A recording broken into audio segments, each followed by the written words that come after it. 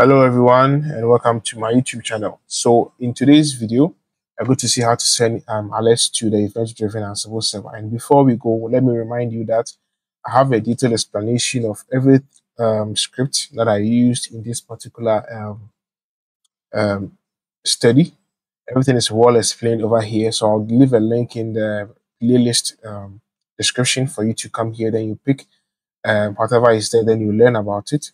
So I have everything well defined over here, the inventory and everything, and the main scripts that we are going to use. Everything is well defined over here. And as you can see, there you have it. Everything is well defined over here. So no need to worry. Everything is well defined for you. So now back to Zabbix.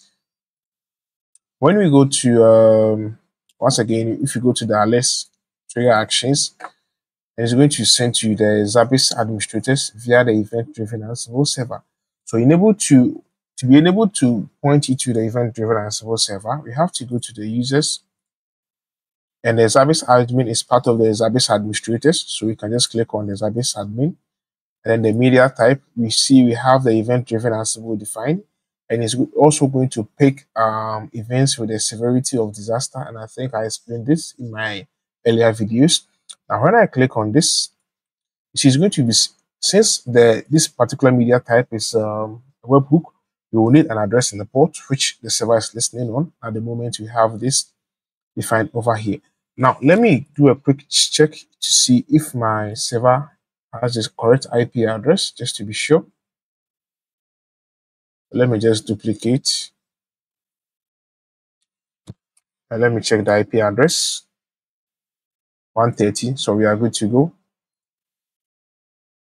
So now that we have everything defined, now the two most important key, or let's say the key elements here, is the media type, which we already configured.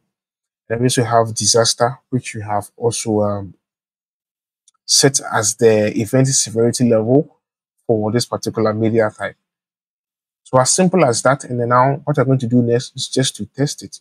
So thank you for watching this video. In my next video, I'm going to see how to test the event-driven Ansible using the media type that we created. Thank you.